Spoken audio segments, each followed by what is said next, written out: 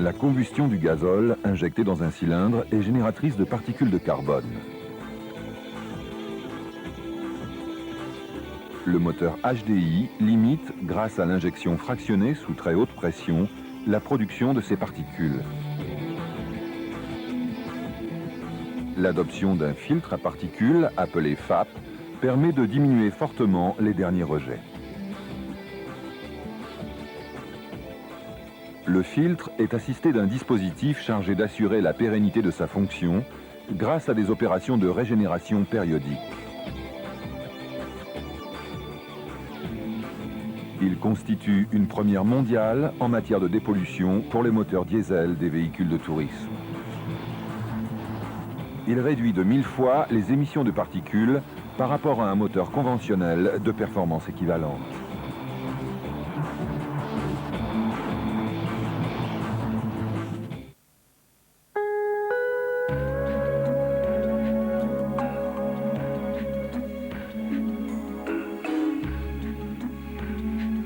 L'ensemble du dispositif se compose d'un filtre à particules placé en aval de l'élément catalytique,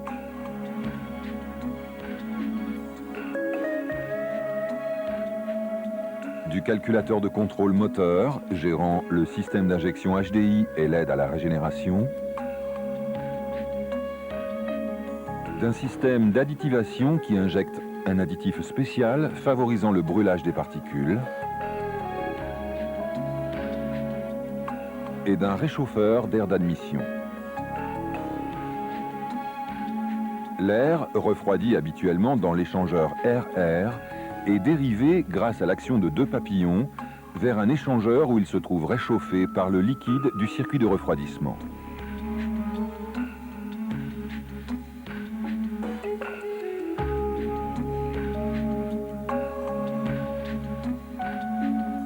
Le filtre à particules est formé d'une structure poreuse en carbure de silicium frité, comportant des canaux organisés de façon à forcer les gaz d'échappement à traverser les parois. Il possède un seuil de filtration de 0,1 micron et empêche le passage des particules. Elles seront détruites périodiquement par brûlage.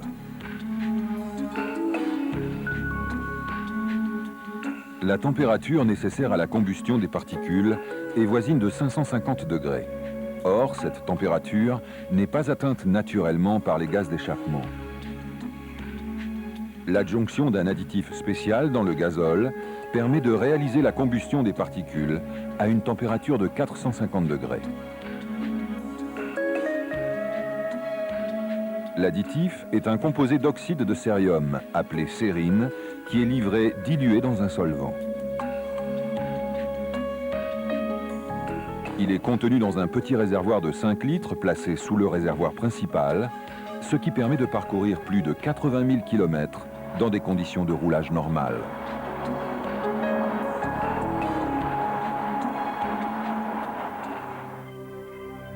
Le réservoir d'additivation comporte une pompe. Cette pompe est munie d'un capteur de niveau mini, relié à un voyant du combiné de tableau de bord et un clapet de mise à l'air libre. Les circuits de sortie et de retour pompe sont munis de clapets anti-retour pour éviter l'écoulement de l'additif.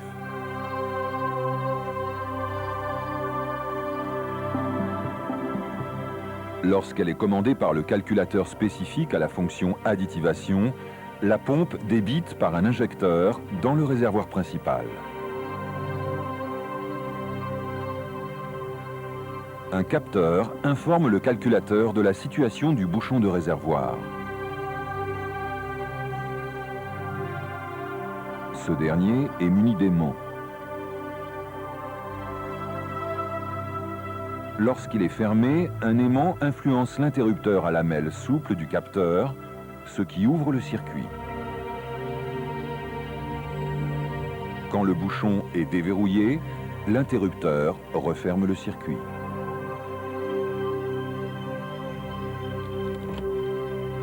Lors de la mise du contact, la pompe d'additivation est alimentée en 12 volts par son calculateur pendant 5 secondes.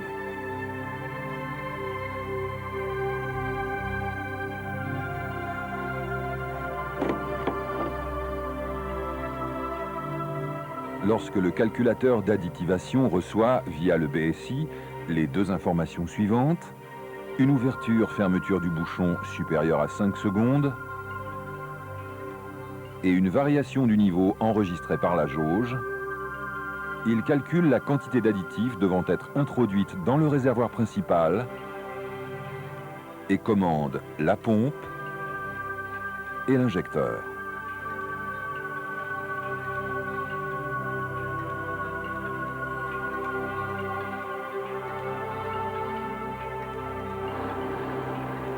L'homogénéisation du mélange se fait naturellement par les mouvements du carburant.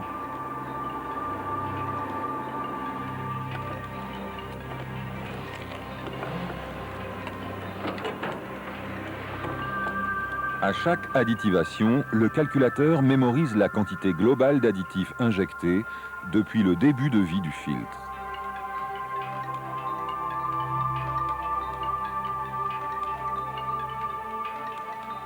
Lorsque la quantité d'additifs devient inférieure à 0,3 litres, le voyant de diagnostic s'allume. Lorsque l'additif est épuisé et que le client roule l'espace de plus de 6 pleins avec le voyant de diagnostic allumé, la régénération ne se fait plus et le filtre à particules se charge. Le pictogramme FAP surchargé s'allume.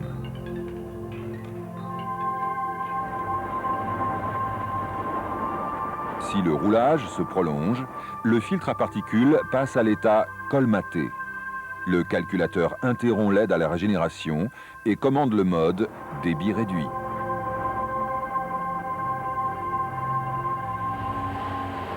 Le régime moteur est limité à 2200 tours minute.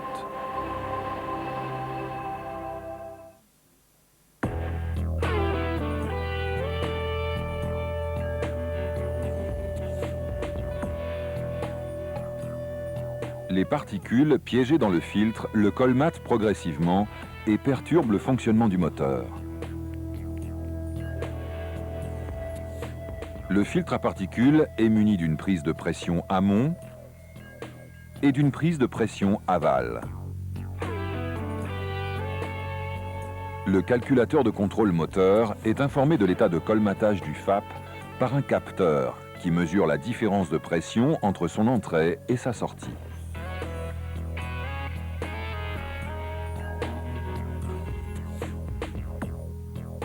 Les zones de A à F du graphique représentent les niveaux d'encrassement possibles. La zone A représente un filtre percé et la zone F un filtre totalement colmaté, donc inutilisable dans les deux cas. Le but de la régénération est de maintenir l'état B quel que soit le kilométrage du véhicule. Le calculateur demande l'activation d'aide à la régénération lorsque l'état de charge du filtre passe de la zone C à D. Néanmoins, le calculateur peut anticiper l'activation de l'aide à la régénération dans la zone C si les conditions de roulage sont favorables à une régénération rapide.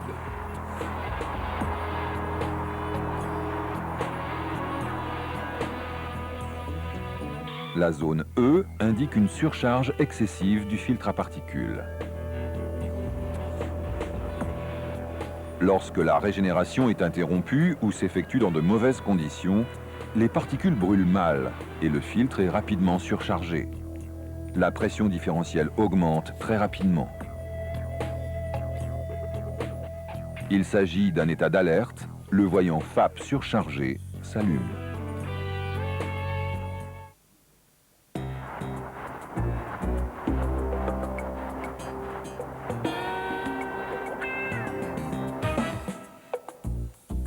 La régénération consiste à brûler périodiquement les particules accumulées dans le filtre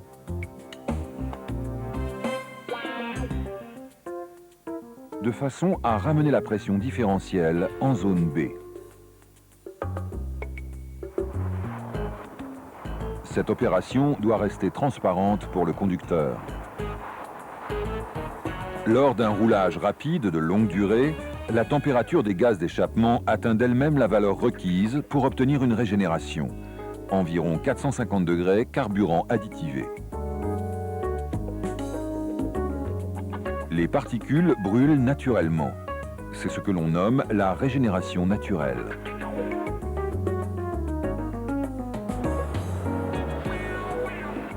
Si la température est insuffisante, le calculateur de contrôle moteur gère un ensemble de processus ayant pour but d'augmenter la température des gaz jusqu'au seuil de combustion des particules.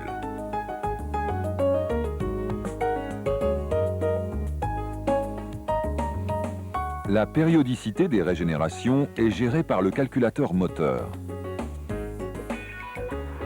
Ce dernier lance une régénération après un parcours qui peut varier de 350 km à 800 km. Indépendamment de la distance parcourue, l'aide à la régénération est demandée suite à l'augmentation de la pression différentielle.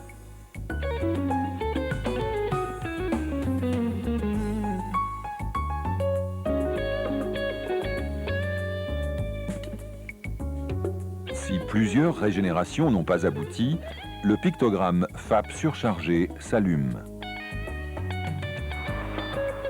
Le conducteur doit observer les prescriptions de roulage incluses dans la notice. L'aide à la régénération comprend plusieurs niveaux successifs. Le niveau 1 a pour but de réchauffer le catalyseur de façon à le rendre fonctionnel.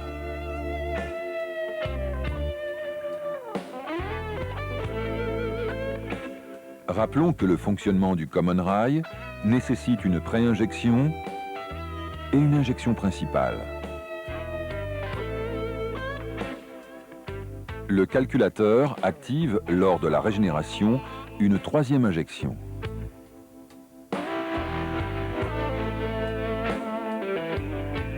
Il s'agit d'une post-injection rapprochée de l'injection principale. Elle brûle dans le cylindre en phase de détente, après passage du point mort haut.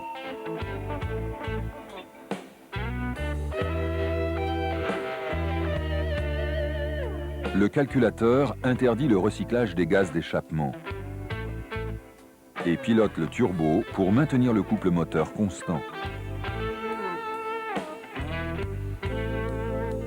Il dirige, si nécessaire, le flux d'air d'admission vers le circuit de réchauffage par inversion des positions des deux papillons de commande.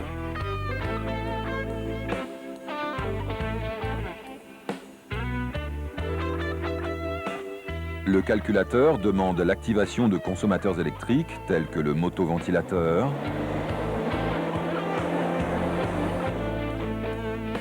la lunette arrière chauffante, puis l'activation des bougies de préchauffage.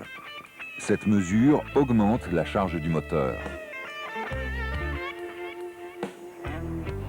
Si l'opération est écourtée, par l'arrêt du véhicule par exemple, elle sera reprise plus tard.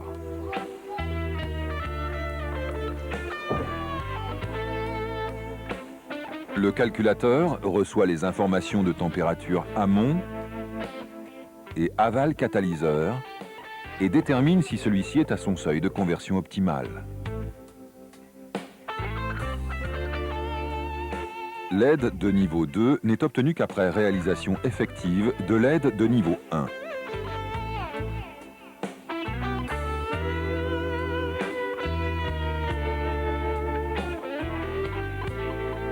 La post-injection est déclenchée plus tardivement et en plus grande quantité.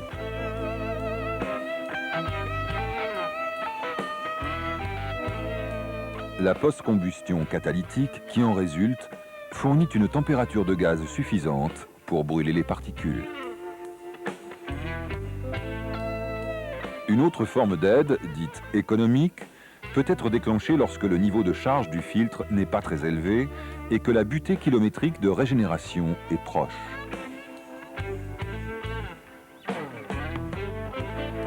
Le calculateur déclenche une aide à la régénération pendant une période de roulage favorable, lorsque le catalyseur est déjà chaud. La régénération éco évite une surconsommation de carburant.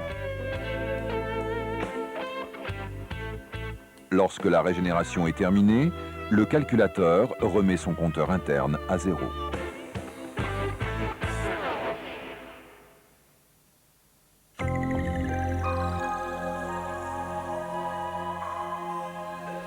Lors des régénérations, les particules sont brûlées, mais pas l'additif qui reste prisonnier du filtre.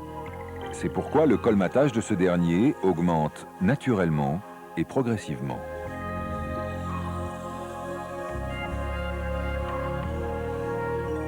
Le calculateur de contrôle moteur est tenu informé de la quantité d'additif se trouvant dans le filtre par le calculateur d'additivation, donc de l'évolution normale du colmatage. Pour un même débit, la pression différentielle est plus faible avec un filtre neuf qu'avec un filtre usagé. Le calculateur décale en conséquence sa cartographie des zones A à E.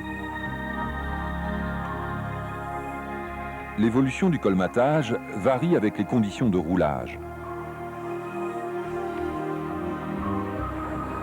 En zone urbaine, par exemple, le débit de gaz est faible. La sérine tend à se déposer au fond des canaux. La porosité de ceux-ci reste forte et la pression différentielle est faible.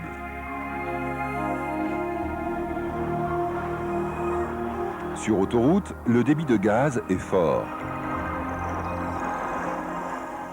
La sérine se dépose en couches stratifiées sur les canaux. La porosité de ceux-ci diminue et la pression différentielle augmente.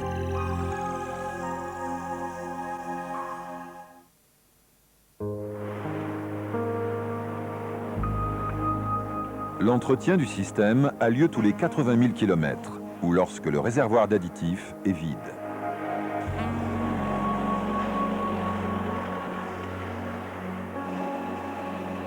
L'opération comporte une régénération forcée, le nettoyage ou l'échange du filtre à particules,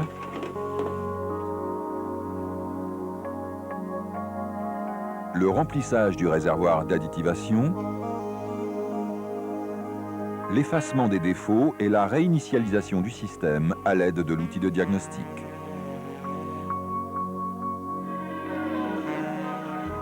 Les interventions doivent être effectuées en respectant les consignes particulières au système HDI. Sécurité, propreté impérative. Et celles concernant les produits chimiques contenus dans l'additif, protection des personnes avec gants, lunettes et masques à poussière, ainsi que le recyclage du produit usagé.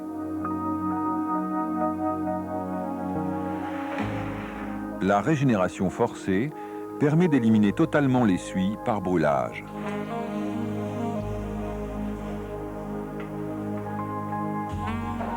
Elle permet également de faciliter le nettoyage ultérieur de la sérine lorsque le filtre à particules doit être récupéré ou recyclé.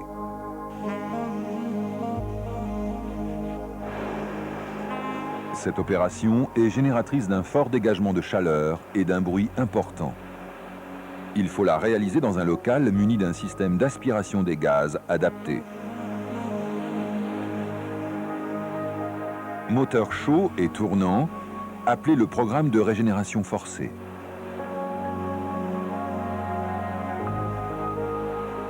Le moteur va tourner 2 minutes au ralenti, de façon à réchauffer la ligne d'échappement. Il monte ensuite à 4000 tours minute, avec post-injection pendant le temps nécessaire à la régénération forcée.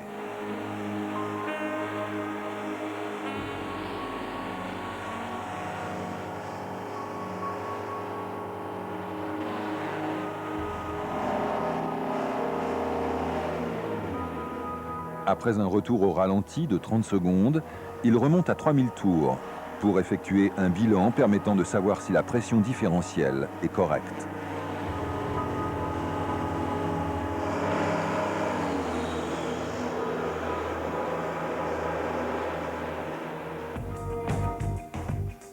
Lors de la dépose-repose du filtre à particules, repérez les raccords par couple puis les désaccoupler des tubes de prise de pression.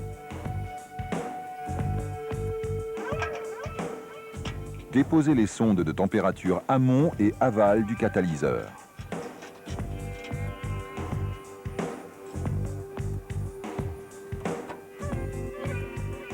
Déposez le collier de liaison avant.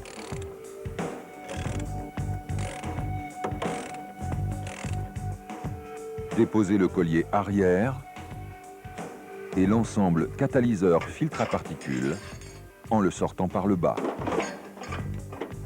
Veillez à ne pas blesser le raccord flexible qui ne supporte pas les contraintes en traction et en torsion.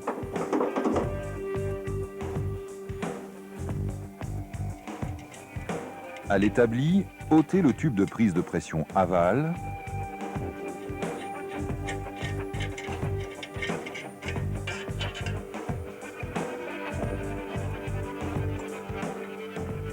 et séparez le filtre à particules du catalyseur.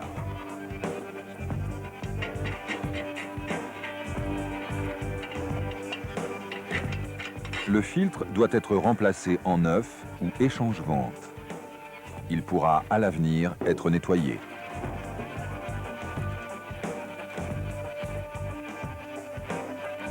Lors du réassemblage, utilisez des colliers, joints et visseries neufs et alignez les pièces suivant le repère.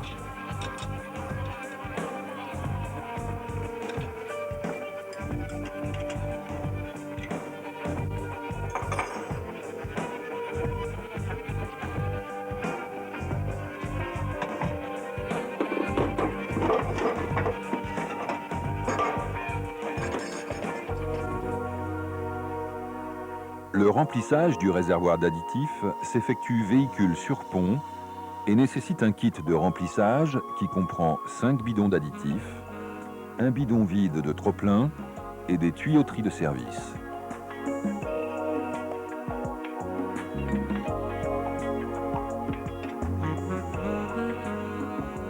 Déposez le bouchon de trop-plein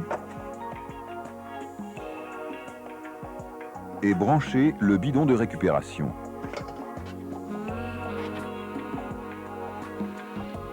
Débranchez le raccord en cliquetable de la mise à l'air libre du réservoir d'additifs. Équipez un récipient d'additifs avec le tuyau de remplissage et branchez ce dernier sur le raccord. Suspendre le récipient à un niveau supérieur à celui du réservoir d'additifs. Percez le récipient dans la zone matérialisée par un triangle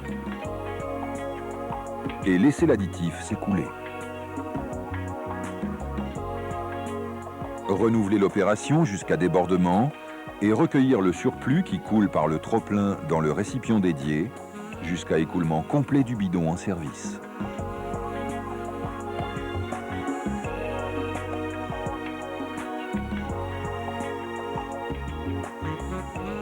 Rebranchez l'enclictable de la mise à l'air libre et reposez le bouchon de trop-plein.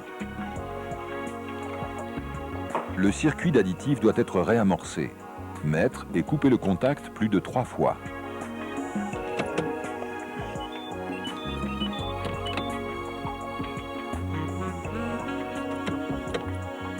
Rappelons par ailleurs que l'utilisation de tout additif, autre que la sérine, est formellement prohibée.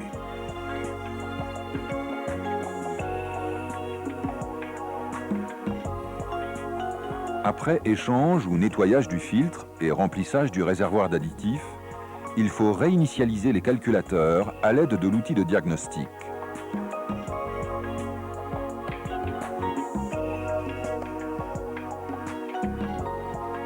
Mise à zéro de la quantité totale d'additifs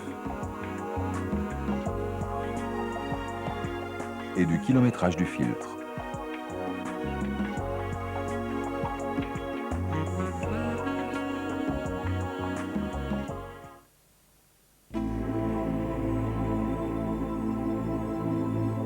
Il est impératif, lors des vidanges de réservoirs, de disposer de conteneurs distincts.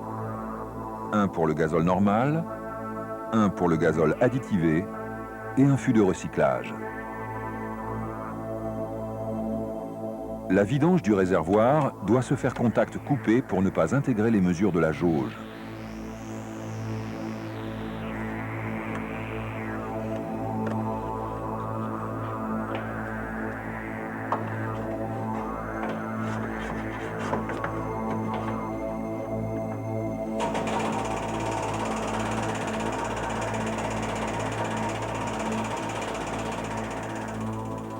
Le carburant soutiré étant additivé, il est important de remettre l'intégralité du volume prélevé.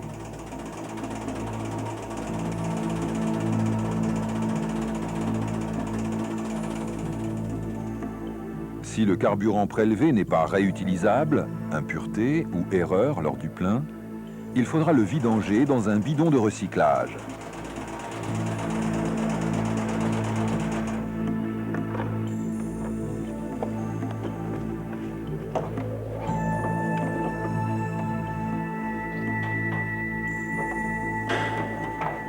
Puis, fermer le bouchon de réservoir.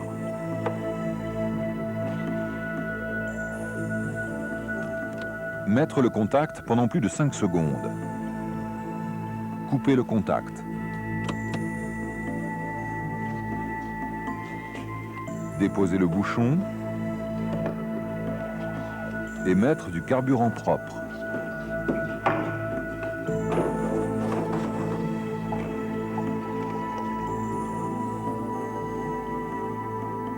Cette opération permet au calculateur d'additivation d'injecter la quantité d'additif correspondante à la quantité de gazole ajoutée.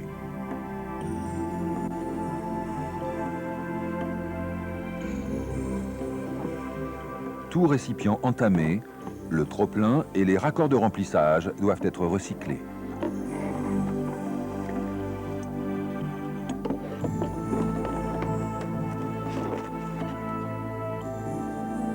Le carburant additivé ne doit pas être utilisé dans un moteur diesel conventionnel, car il est formellement interdit de rejeter de la sérine dans l'atmosphère.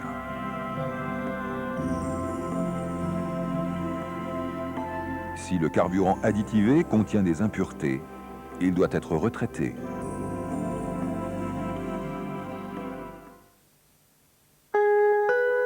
Le système de filtre à particules s'inscrit dans une stratégie de réduction des émissions polluantes.